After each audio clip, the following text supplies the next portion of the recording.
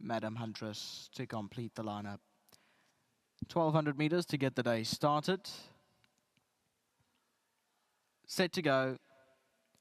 And away they go. Night in Japan is at the back of the field early on. Iced Marmalade began well, just a little bit tuggy with the rider. England Park is right there in the middle, and on the outside of those is Elusive Bombers in the blue cap. Ice Spear races behind those. Tipsy's 4 off the rail, the red sleeves and cap. Kentucky Lassie's tucked up on the rails in the orange colours. Then LAYDELAY just in behind that, just a touch headstrong as LAYDELAY between runners in the yellow colours as they race past the 800. Miss Peacekeepers on the rail. Night in Japan between runners, and at the back end Madam Huntress 3 wide. 600 meters to go. They're about to turn for home, and that lead out there, England Park, leads the way by about a length. Racing in second is Elusive Bomber. Then came Iced Marmalade, who's down on the fence in third. Ice Spear, Kentucky Lassie, the orange colours, has got 5 to go. LAYDELAY's up on the outside, the yellow colours also running on. Then Tipsy Extreme outside. 200 to go. England Park is taken on by Iced Marmalade. LAYDELAY runs a big race in the centre. Then came Tipsy behind that, but it's Iced Marmalade. LAYDELAY's coming with a good-looking run the outside. LAYDELAY comes up to Iced Marmalade, and LAYDELAY will open up the meeting. LAYDELAY from Iced Marmalade. Then came England Park. Fourth is Tight, Elusive Bomber, and Tipsy in photos.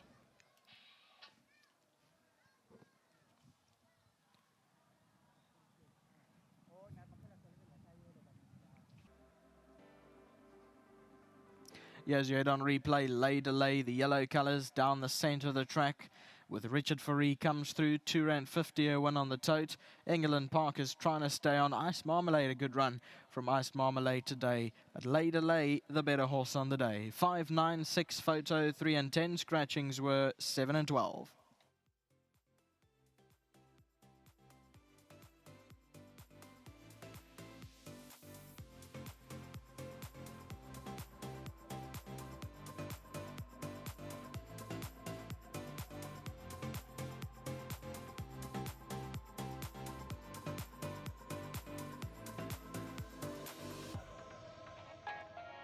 He'll be getting 1,500 Rand from World Sports Betting with this wonderful Winning Groom initiative. I know that's going to really be greatly appreciated, and we greatly appreciate Godfrey being on hand to collect on his behalf. Godfrey, thank you very much.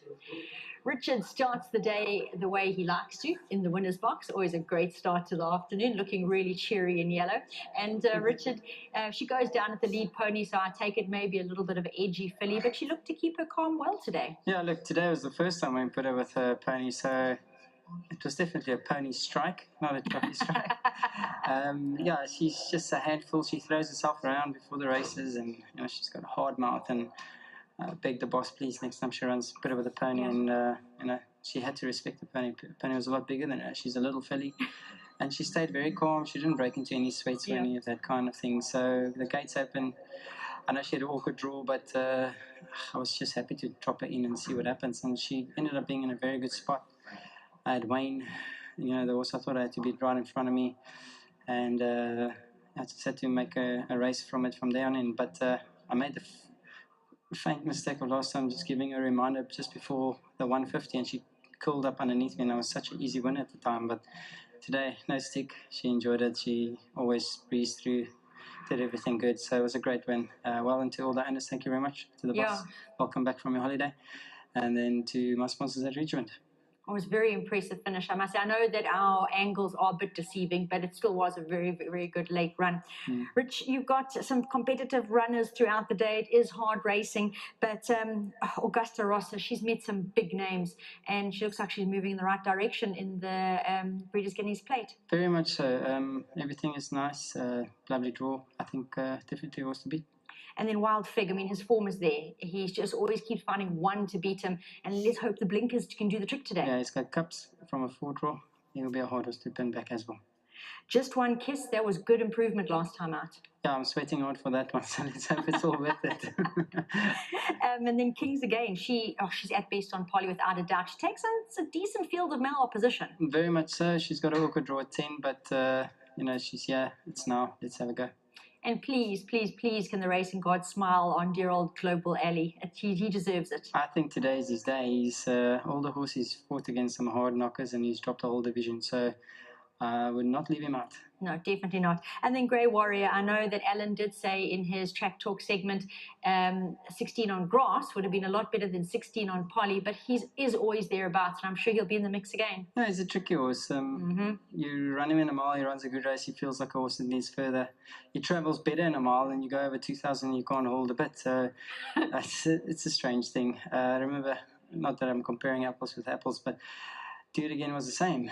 In a mile, he'll travel comfortably, but the moment you put him over 2,000 meters, you're always niggling at him to keep him in the race. So it's just that style of horse. I think he just needs to be in his frame, and the harder they go, the easier it will be for him to finish up. Well, you've definitely started off in the right place. Let's hope we see a bit more of you today. Thank you very much. Always greatly appreciated Richard's feedback on the runners that he has throughout the afternoon. It's a competitive card and he's many runners with chances, so do take note on the feedback that he has given. Alan, great to start the day this way. This filly was easy to find on paper. As you mentioned, just had the draw to overcome, and Richard rode a superb race in doing so.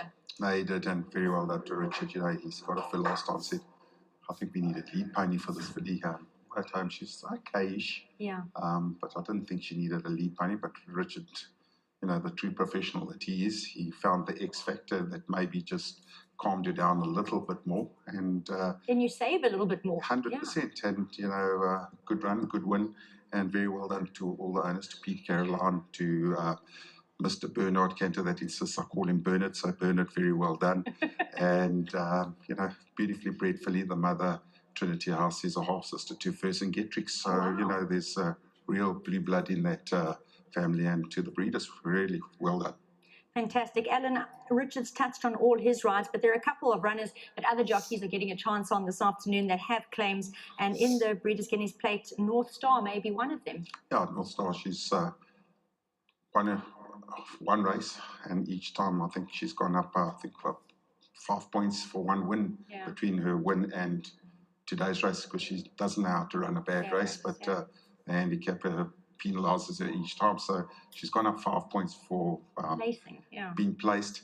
But, you know, today's got nothing to do with ratings, and hopefully she can make amends. But I think she might be hard-pressed to beat Augusta Rosso there. Then Izanami is going to give Nicola Yen a really, I think, lively chance in race 6. Yes, you know, I met Nicola in Cape Town the other day when I went down to watch her gallop of one of the horses, and Felix was down, introduced her to me. I've watched her over time riding here in South Africa. She's a strong young lady, and, you know, I think she's definitely going to suit the horse, and hopefully she rides me a winner. I'd love her to ride a winner for me. And then you've got another apprentice in race 9 aboard Bahamian beat in the way of Ianish Tucker. Now, we know he's having his post-maiden run, but you can't ignore a horse that left the maiden so easily. No, you can't. You know, he's not going to be a one-time winner. So I know it's hard coming out of the maidens, but he really won well. And Nish, you know, he had a cracking season in Mauritius, won the Maiden Cup, which is a Grade 1 race. And he knows what it's all about. Tight tracks. He's ridden work, he rides work. He's an Eastern Cape based apprentice, and you know, once again, they don't get a lot of chances, these appies, from me, but I always like to see them win when they do. Well, Alan, nice sentiment there. Let's hope they can take those chances and use them well, and well done for LAYDELAY. Thank you. LAYDELAY, as you've heard, really well-bred individual, and this win will definitely bolster up that CV to boot, having found the winner's box under Richard Fourie. It was only her 7th outing. The pony did the trick. Perhaps there's more to come, and definitely did a great job from a wide draw as well. So very well done to everyone involved here. Thanks again for the feedback from Richard regarding his rides, and from Alan regarding a couple of other winners, and we'll watch all of those with interest.